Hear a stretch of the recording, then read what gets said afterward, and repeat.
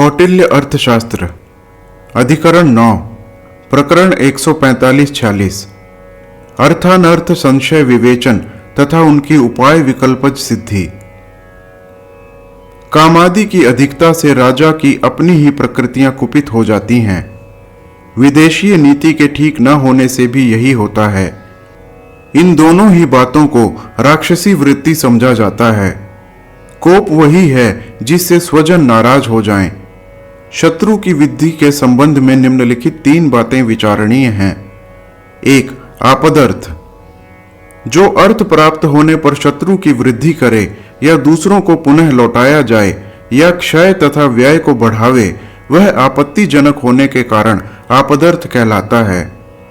दृष्टांत स्वरूप सामंत के लोग जिस बात को चाहते हों वही बात दूसरे सामंत के कष्ट में पड़ने से उनको मिल जाए, या जो धन शत्रु के लिए हो, या जिस पर अपना स्वाभाविक अधिकार हो गया हो, या जिसको पीछे से कुपित होकर पाशनिग्राह ने छीन लिया हो, या जो कि आगे चलकर मिलना हो, या जो कि मित्र को नाश कर तथा संधि को तोड़कर प्राप्त किया गया हो और मंडल जिसके विरुद्ध हो, उसको आपदर्थ कहते हैं। 2. अनर्थ, अपने या पराये के भय से उत्पत्ति का नाम ही अनर्थ है। 3. संशय, ऊपर लिखित दोनों बातों में कहीं अनर्थ तो नहीं है, कहीं यह अर्थ अनर्थ तो नहीं है, कहीं अर्थ ही तो अनर्थ नहीं। इस ढंग से संदेह का नाम ही संशय है। रुपया तथा इज्जत आदि के द्वारा शत्रु की सेना का बुला लेना कहीं अनर्थ तो नहीं। शत्रु तथा मित्र को लड़ने के लिए तैयार करने में अर्थ है या नहीं, यही संशय के उदाहरण हैं। इनमें ऐसे संशय के अनुसार काम करे जिससे अर्थ प्राप्त हो। अर्थ के अर्थानुबंध, निरनुबंध, अनर्थानुबंध और अनर्थ के अर्थानुबंध, निरनुबंध, अनर्थानुबंध आदि कुल मिलाकर 6 भेद हैं। अर्थ अर्थानुबंध, शत्रु को नष्ट कर पाशनिग्राह को अपने वश में करने का नाम ही अर्थ अर्थानुबंध अर्थात एक स्वार्थ से दूसरे स्वार्थ को प्राप्त होना है। अर्थ निरनुबंध, सैन्य तथा अनुग्रह के द्वारा उदासीन के अर्थ को सिद्ध करना अर्थ निरनुबंध अर्थात वह अर्थ जिसके द्वारा अपने स्वार्थ का सिद्ध होना आवश्यक ना हो कहता है।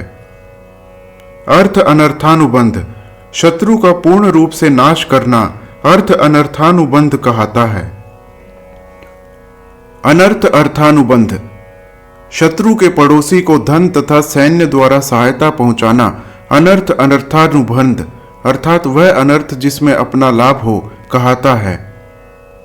अनर्थ निरनुबंध, हीन शक्ति को उभाड़ कर तथा लड़ने के लिए प्रोत्साहित कर स्वयं पृथक हो जाने का नाम अनर्थ निरनुबंध है।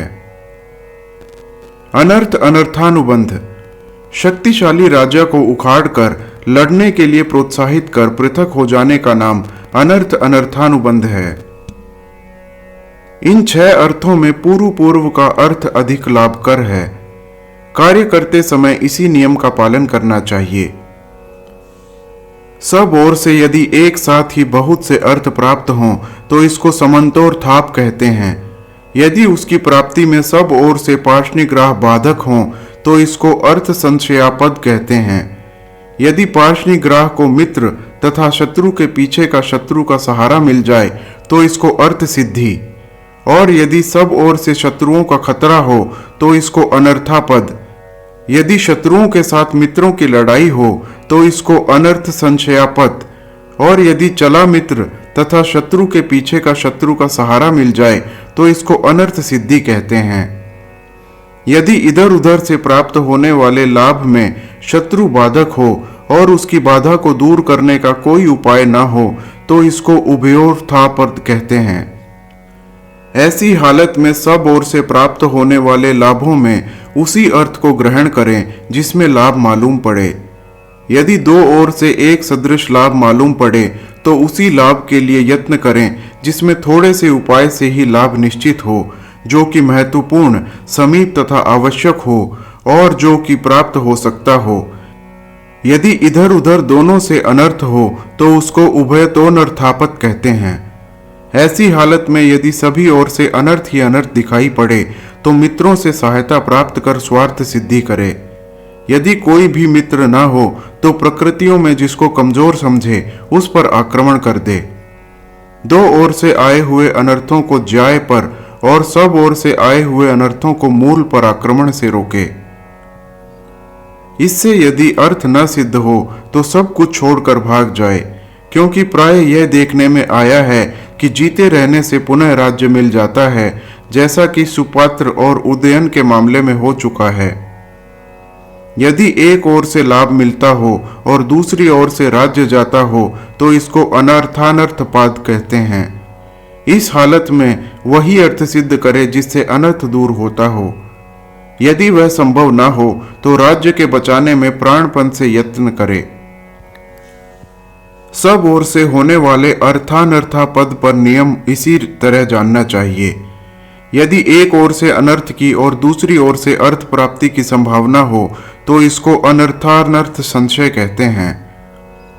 इसमें पहले अनर्थ से अपने आप को बचावे, इसके बाद अर्थ प्राप्ति की चिंता करे। सब ओर से होने वाले अनर्थानर्थ संशय का नियम इसी से स्पष्ट है। यदि एक ओर से अर्थ और दूसरी ओर से अनर्थ संशय हो तो इसको अर्थानर्थ संशय कहते हैं। सब ओर से होने वाले अनर्थार्थ संशय का नियम इसी से अनुमान कर लेना चाहिए। इसमें से पूर्ववर्ती प्रकृति को अनर्थ संशय से मुक्त करने का यत्न करे। अनर्थ संशय में पड़ने पर जो अर्थ मित्र से सिद्ध होता है वह दंड से कदापि नहीं। यदि मित्र न हो तो अर्थ दंड से सिद्ध होता है, वह कोश से कदापि नहीं। यदि समग्र प्रकृति को न बचा सके तो उनमें से कुछ एक भाग को ही बचावे। जो भाग संख्या में अधिक हो, जिसमें तीक्ष्ण तथा लुब्ध वर्ग के लोग ना हों, या जिस भाग में सार वस्तु हो या बहुत ही अधिक लाभ देने वाले पदार्थ हों, उस भाग की रक्षा सबसे पहले करे।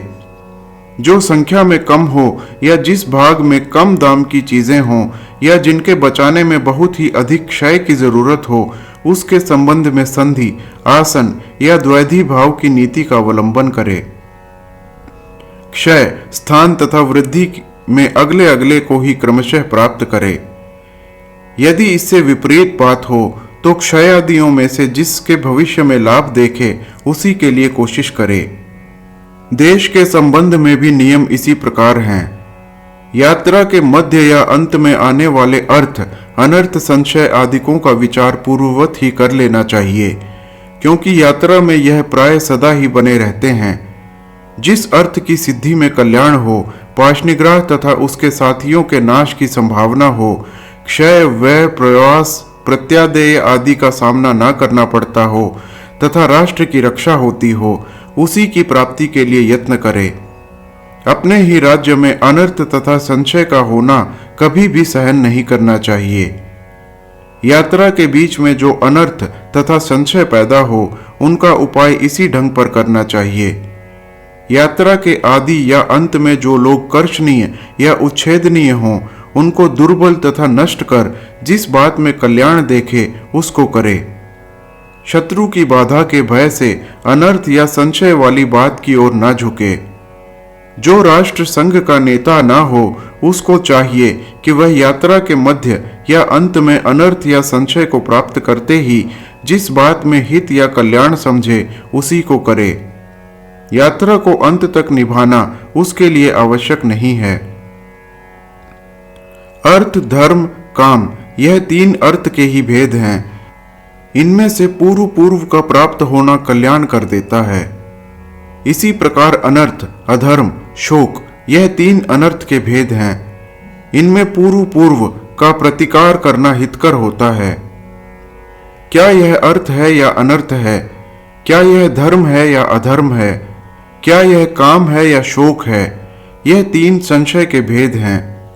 इनमें से अगले के सिद्ध हो जाने पर पूर्व का ग्रहण करना ठीक है। काल में भी इसी ढंग पर भेद तथा नियम है। आपत्तियों के भेद तथा नियम भी इसी प्रकार हैं। पुत्र, भ्राता तथा बंधुओं को साम तथा दान से पक्ष में करना अनुरूप सिद्धि, पौर, जानपद तथा सेनापतियों को दान तथा भेद से अनुकूल करना अनुलोमा सिद्धि और इसके विपरीत दशा में प्रतिलोमा सिद्धि कही जाती है। मित्र तथा अमित्र विषयक सिद्धि को व्यामिश्रा सिद्धि का नाम दिया जाता है। साम दान आदि के उपाय एक दूसरे के साधक हैं। शत्रु के शंकित अमात्यों के साथ साम, बागियों के साथ दान, संघों तथा गुटों के साथ भेद तथा शक्तिशालियों के साथ दंड का यदि प्रयोग किया जाए तो द्रव्य उपायों की कुछ भी जरूरत नहीं रहती। आपत्तियों के हल्के भारी होने के अनुसार नियोग, विकल्प तथा समुच्चय होते हैं। इस उपाय के सिवा और किसी से भी उपाय नहीं। इसके साथ साथ कदाचित अन्य उपायों की भी और इसके साथ साथ अन्य उपायों की भी सिद्धि प्राप्त हो सकती है। इसको क्रमशः नियोग, विकल्प तथा समुच्चय के नाम से पुकारते हैं। साम दानादि उपायों में एक के 4 उपाय किसी 3 के भिन्न प्रयोगों को मिलाकर 4 उपाय, 2 के भिन्न भिन्न प्रयोगों को मिलाकर 6 उपाय और चारों के सम्मिलित प्रयोगों को मिलाकर 5 उपाय और इस प्रकार कुल उपाय 15 हैं। इतने ही उनके प्रतिलोम अर्थात विरोधी उपाय हैं। इनमें से एक उपाय से सिद्धि एक सिद्धि, 2 उपाय से सिद्धि द्विसिद्धि, 3 उपाय से सिद्धि त्रिसिद्धि और 4 उपाय से सिद्धि का चतुष्सिद्धि कहते हैं। धर्म या काम अर्थ का मूल है। उनके लिए अर्थ सिद्धि करना सर्वार्था सिद्धि कहता है। सिद्धियों के यही भेद हैं। दैव, अग्नि, उदक, व्याधि, प्रमाद, बुखार, दुर्भिक्ष आदि विपत्तियों तथा आसुरी सृष्टि आपत्ति मानी जाती है।